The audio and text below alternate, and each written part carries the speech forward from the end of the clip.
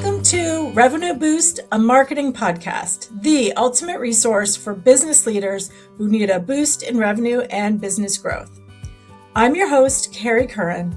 With over 20 years of marketing agency experience driving client business growth, I now run RBMA, Revenue-Based Marketing Advisors, where we help businesses like yours effectively scale revenue growth.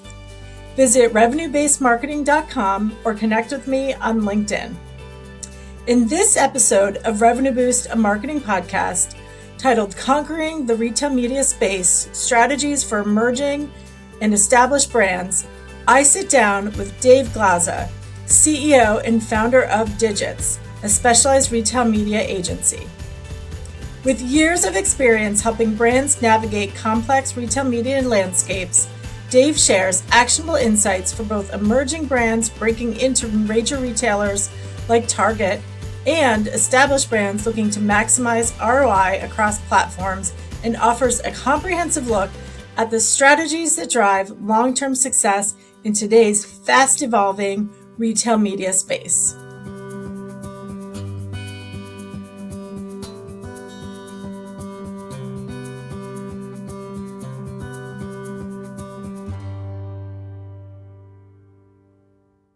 So welcome, David. Please introduce yourself and tell us a bit about your background and area of expertise.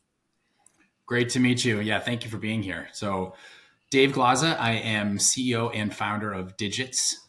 We are a retail media agency within this space. So we specialize in everything retail media for brands and retailers and helping them either drive more business with their budgets or launch and operate their own platforms if you're a grocer out there as well. Excellent. So tell us a bit more about Digits and kind of your area of expertise. Yeah, we'll do. So Digits, we are a Minneapolis-based company. And so in a previous life, I worked at Target for 14 years. And so that really positioned, at least myself, as a merchant for about 10 of those years. So I ran some businesses for Target around sporting goods, around grocery, candy, and other different businesses.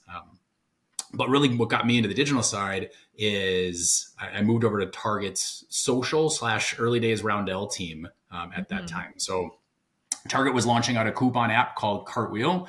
It had been sort of in development for about 6 months. And they're like, we need a merchant. We need a business person that speaks vendor languages and brand language to come over and help this thing work and make money. And so that was me. So I did that for about a year before it launched, was part of our kind of product team. And then I would say that beat everybody's expectations. Like we hit our 5-year plan in the first 6 months. And so That's really amazing. opened my eyes to the fact that you can show somebody an ad on their phone and then they come in and buy it, like maybe that same day or maybe the next day, or just like these were crazy concepts 12 years ago, I guess, kind of within the grocery world. But yeah, so that brought me into the early days of retail media. And I was ready to sort of be a little bit more entrepreneurial. So I left and founded Digits, and, really with the goal of helping brands sort of in the retail media space. Mm-hmm. Great. And so you talked about kind of the Digits has a very niche area of expertise. Do you want to dive in a bit more deeply, kind of how you are such experts or what you're doing from that expert perspective? Yeah, I mean, we were, again, founded in, I would say, knowledge really around Target and probably specifically around Target Cartwheel at the time. That was, again, one of my babies, if you will, at Target. And we'd have vendors come and say, well, how do we do better in this space? And can you help coach us? And they're spending millions of dollars. And the way my team was staffed is we didn't have time to coach them, but yet they didn't have staff to do it either. And so, there was definitely a market opportunity for a niche and deepness, deep expertise in the space. So that's what we set out to do is, how could we be the smartest people in town on Target, which at the time was a lot about Circle, Cartwheel, Roundel, paid search. So, that's where our expertise lied for about the first 4 years of the agency. I brought a lot of that expertise myself, but then also hired a lot of former Target people. So, being in Minneapolis, there's no shortage of smart Target merchants and Target Roundel folks that are, maybe ready for the next opportunity. And so that's how I staffed up my team to really make sure we stayed fresh and really deep experts in all things target retail media. Yeah, no, definitely. I think it's a great area, niche area. And as we were talking earlier, it's that brands really need an opportunity that's not Amazon, right? So it really helps, to your point, give them that platform, that network where they can engage with people that want that brick and mortar and the target loyalists. So definitely see it makes so much sense to have that area of expertise to provide that for the brands. Yeah, and most of them, most of the brands or even the agencies that they might hire, like a big holding company type agency, their target office maybe has 20 people in it, right? There's sales, there's finance, there's reporting, and then they'll have like one shopper marketing person or one retail media person. And I've often empathized with those folks. It's like they sometimes have budgets 5 million, 20 million bigger, and there's no way that they can stay up to speed on everything, right? Like it's literally one person, and the team they're part of, there's one person in each of those retailers across the country, and it's hard for them to be the end all be all on the best way to spend that money. And that's really, again, where a lot of times we fit in because they're looking for that outside counsel. Yeah. No, that's great. So when the brands call you, first, who are your typical clients that you work with, the brands, and when they call you, what are they like? What are the challenges when they call you for the first time? What are the business challenges that they're coming to you with? Yeah. So client base for us, well, the easy answer is people that sell a lot of products because they're the ones that typically have the biggest budgets and then want to hire people to make their budgets better. But a couple of the top food companies are clients, and so they sell a lot of food. Other others are baby business, essentials, which is in Target's term like toilet paper and aluminum foil and that type of like grocery adjacent business. And then a little bit of beauty as well too. So a lot of like higher frequency type products that kind of come through. And what do they do? Well, lots of times we get the question of, hey, my CEO or my chief revenue officer heard Brian Cornell talking about like Roundel and heard him talking about Target Circle on their earnings call and how it's really working for them. And they call up the Target office and say, oh, how are we winning with Roundel or Target Circle? And sometimes their answer is, oh, we haven't run a circle offer all year, right? Like we're not winning with the Target Circle. And then they're like, oh yeah, I that one digits team tried to talk to us a while ago, right? And they seem to know about this platform. So let's find that email or let's find them on LinkedIn and see what they can do for us. Yeah. Yeah. So they're already investing in Target. They're in the Target Retail Media Network, but they're not seeing the returns or the engagement that they believe they could be. It could be, yeah. I mean, sometimes it's, hey, we're putting a lot of money into Roundel and, we're just not getting the ROIs or the ROAS. Yeah. Maybe their metrics are behind their Walmart Connect numbers or they're behind their Kroger numbers and they're just not sure why. Yeah. And they're looking for outside ideas, right? And they're looking for maybe a different expert opinion.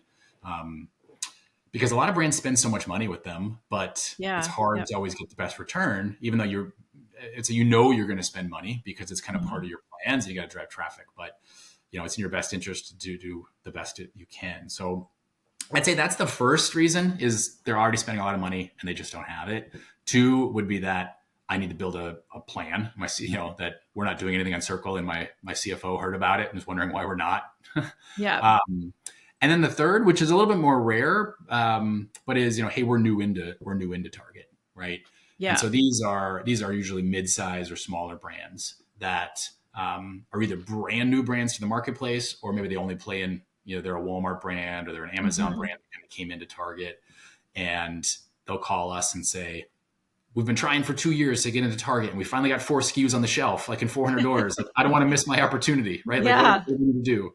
And that's where, we'll build them a plan and help them out, try to drive some business. No, that's great to hear. I love that you work with the kind of emerging brands as well. So what are the aspects of the program that you specialize in? Like, where are the areas that you lean in and help them?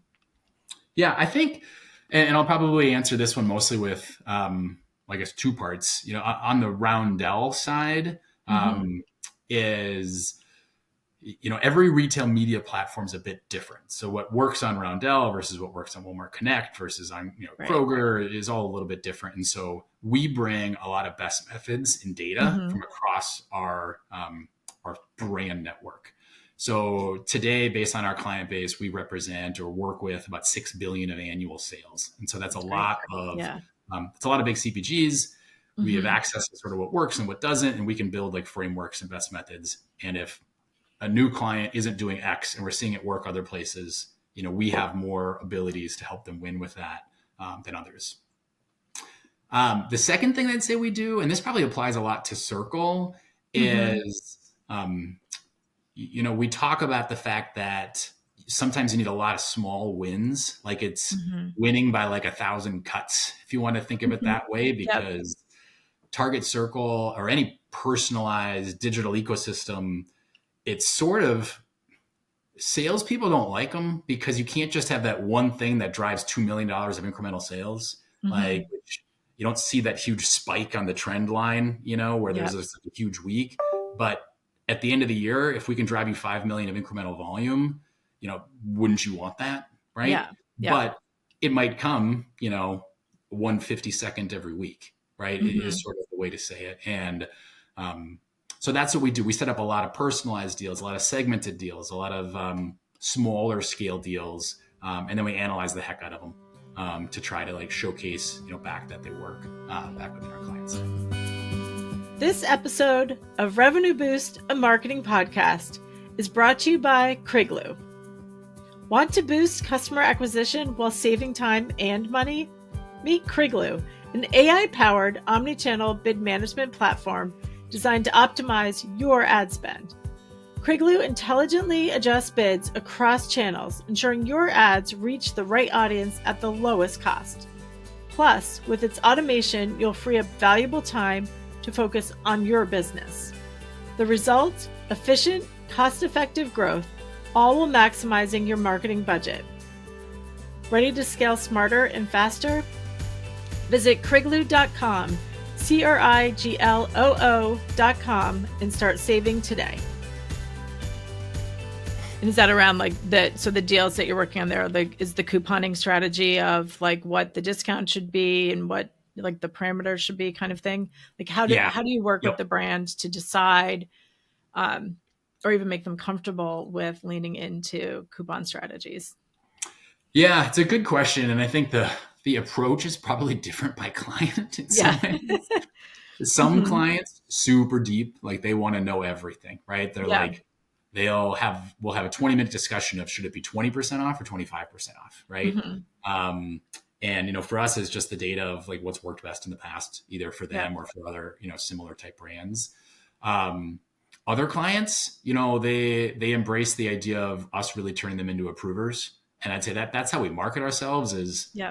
Let us know what your budget is. Let us know what your goals are on your brands. And our job is to spin the wheels, right, to kind of make this work. Because that whole like winning by 1,000 cuts philosophy does take a lot of work. And not everybody's willing to roll up their sleeves and do it. And so sometimes the sales teams, they just want to see the results. They're like, operate within these parameters. Like don't show up on anybody's radar for going 70% off, but go do your thing and drive us some business. Yeah. And so is there, are they often looking to apply discounts to new products, or is it, or, when they're expanding a product line, or is it more deeper than that? Like we know these products drive trial versus repeat purchase kind of thing. Like, is there more there too? I think this brands teams, this is where maybe we're a little bit different, or we're a little more, I guess, modern or new age, but like a lot of the brand teams only really want to have sales when it is a new product. Either a new product or a key season. So they think very, in our idea, pretty, black and white about like, when are you on sale and when you're not on sale. And we take a bit of a different approach where it's the right time for that shopper. So when a shopper lapses, they're going to turn to somebody else, right? So how do you give them a little bit of deal, and you're not on sale per se, but you are for those 50,000 shoppers, right? or somebody that's bought the category, for the last year, but has never bought your product. So how are you on sale for them? Right. And so if you do it right, you're probably on sale 52 weeks a year, a bit, Yeah. with different people, different weeks, different time zones. And then you mix it all out at the end of the day to maybe the same budget of discounts you were going to give anyway. Mm-hmm. But it's very piecemeal, right? Sort of across. And I'd say Yeah. that's a piece of the strategy that physical sales teams just haven't quite embraced yet, because they're so used to the big signs and the weekly flyers and Mm-hmm. those big pops of front covers versus more personalized digital type promotions. Yeah. Well, and I love that you're really customizing it and that you have that level of data to customize it to the shopper. Cause I think to your point, like that makes it so much more than just a sales strategy, but a more of a loyalty, long-term relationship, lifetime value play as well. And so, yeah, I think that's really smart, and it's great that you can get that or provide that level of data to your clients and help them with that decision Right. making. Yeah. Great.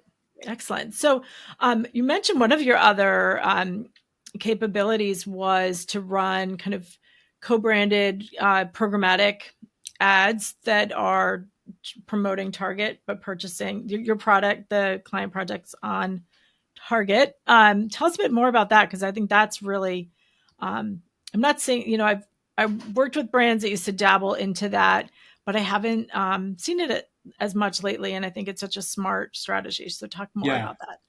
Yeah, we do. So we buy programmatic offsite media for clients, or social. We actually do both, but I think we Yeah. do more programmatic on mobile than anything else. And really, it's trying to drive traffic to the store. And Yeah. so Yeah. the way that we talk about it to clients, especially if we're working with our Target clients or our Walmart clients or whatnot, is our job is to find people that are going to shop Target, let's say this Saturday, right? Like they like to come every 2 or 3 weeks, and they're already coming on Saturday, and they're probably going to shop the cereal aisle. So how do we get them to buy your product when they actually walk up to the cereal aisle instead of your competitors? Mm-hmm.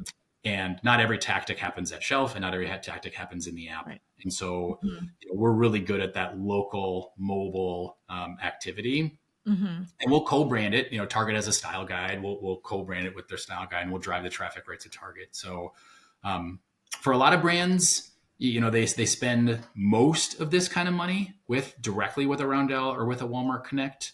But there's a piece of their budgets that either they want to talk to different people, or they want to talk on different platforms, Mm-hmm. or they just want to diversify their funds a little bit. And that's sort of where we come in to help them out do that. No, I love that. So are you geofencing around or targeting specific areas based on drive distance and region? Yeah, and that's really helpful. I said before, sometimes we work with either emerging brands or even national brands that just want to slice and dice, the country. And so that's a bit of a differentiator for us is we'll run campaigns only in 50 doors or in 200 doors, where a lot of times with their big budgets, at the RMNs themselves, those are all big national type pops. And so it's kind of goes back to the same thing, with our target circle work is sometimes you got to be willing to do the smaller things that add up to something big, and not just, the big top down hammer. Mm-hmm. Yeah, no, I love how you just keep talking about getting more and more customized and targeted to the audience, their behavior, and it sounds like such a winning strategy for the brands to be able to pinpoint and activate for different, like you said, lapse buyers or category buyers. It just shows like the potential of getting smarter and smarter and how you're building that relationship with the audience. So I Yeah. love that. And a lot of the RMNs have started to make their data available, Mm-hmm. via feeds to the trade desk. So, Yeah. at Target 3 years ago, you couldn't have necessarily done some of this. Like they didn't make Mm-hmm. their Roundel data available. But now they do, right? So if Mm-hmm. you have a budget to spend, you can either spend it directly to an RMN with a Roundel or Walmart Connect, or if you want to buy it yourself or through your agency, you can do it that way too. Yeah. And I'd say most brands haven't moved to doing it themselves yet, or even doing Mm-hmm. it through their agency. They've kind of Yeah. stayed in a comfortable position of letting the RMNs spend their money. Yeah. And Yep. I don't know. I thought they announced this 3 years ago. It was going to be this big waterfall, and everybody would want to spend their own money. Yeah. But it hasn't yet. Yeah. But it's picking up, and I think it'll keep going more that direction. People want their own keys to their product. Well, definitely. You want to own the audience engagement, the relationship, to your point of being able to retarget or to build that lifetime value. But the retail media network costs, not only the network costs and the fees and the CPMs, but also the additional resources that the teams require to manage each one. So even though we're getting more data, I still see it as part of the overarching strategy, and not just to put all of your eggs into the retail media bucket, unless you can target and get very audience targeted like you are. Yeah. So that sounds like a great solution. One last question for you. Can you talk about, like, for the brands that are just getting their SKUs into Target, like, what's your advice for them, or like what are the key kind of foundational steps they should Yeah. take in expanding that? Yeah. I mean, this probably sounds a little obvious, but the first key is to actually just do some marketing. Like, there's a lot of brands that Mm-hmm. they've been working for years to try to get on Target shelf, right? Yeah. Yeah. And it's an amazing moment for them. They're posting pictures on LinkedIn, on Twitter, whatever. They're very Mm-hmm. excited. But then for some reason they have this expectation that they're just going to show up on shelf and like everybody's It's going to be gonna like, just oh fly.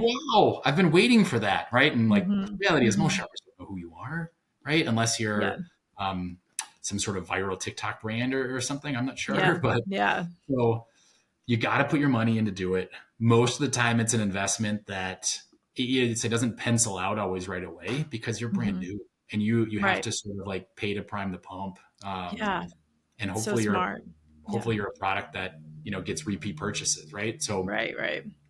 so yeah, step one is do something, right? Like Yeah. have your your budget. We always tell brands the first thing to do is paid search. Mm-hmm. So both Walmart and Target, if you're a pizza brand and somebody Googles for pizza, you're going to be on page 3 or 4 the first day. So Yeah. again, it Yep. seems pretty obvious, but a lot of brands aren't doing that right away. Mm-hmm. Mm-hmm. And And then the that's second, important too, just to get the algorithm to see the click through and the sale, like not just to really kind of, like you said, prime the pump. yeah, and that helps you Mhm. online. And then for in Mhm. store, we were talking about the offsite programmatic. I mean, that's Yeah. sort of that's the best way we can get your brand, your pack shot, your colors, your message sort of in Yeah. front of somebody Mhm. relatively cheaply, Yeah. before they ever walk down that aisle. So um, hopefully they've already seen your product and have an idea. So when they're staring for the next new box of oatmeal that they want to buy, right, they're like, oh, I already saw that brand once. Like, let's give it a shot. Right, right, right. No, that's a really valid point on about the overarching strategy, right?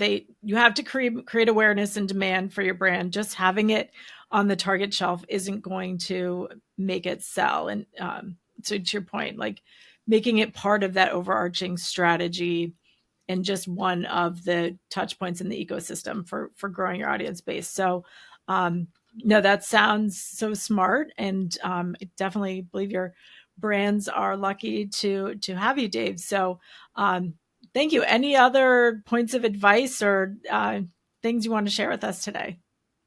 Well, the other thing too is so for us on the regional side. Oh, Um, right, right. yeah, so we a different part of our business and where we see this sort of going is more Hmm. the regional grocers. They read a lot of headlines around retail media and Yeah, retail yeah. media growth, and they're like, "Well, what's about it for us?" Right? Like we're a 100 store chain that we've got maybe market Hmm. dominance within like a certain town, Yep. and they'll talk to their brands. They're like, big brand X, like, why are you spending all your money with Walmart? Like you're Yeah. talking to my customers with a Walmart logo. Like that's not cool, right? Like Hmm. how do you start to talk to them with my logo, right? Yeah. And so big themes out of grocery shop and other conferences we go to are sort of Yep. that mid-market RMNs, your Hy-Vees, HEBs, Myers, they're working on rolling out a better job with RMNs. Hmm. A few years in, but they're catching up to the big players. And then we at Digits, we're focused on helping out what I call more regional grocers. Right. So we help the grocers that are probably like 10 billion or less in sort of annual volume, maybe 100 doors plus or minus, right in that space. How do we stitch out a network and do operations and sales to help them build retail media networks as well? Yeah, no, that's brilliant. And again, it just shows you're getting more targeted with your audience and making sure they can find your products in the local stores as well. So that's brilliant. And to your point, it's definitely a growing area for both the retailers and the brands. So this is great. David, thank you so much for your time today. I really enjoyed learning about Digits and all of your different areas of expertise. It sounds like you're helping a lot of brands today. So thank you. Awesome. Great to be here. Thank you. I hope you enjoyed this episode of Revenue Boost, a marketing podcast.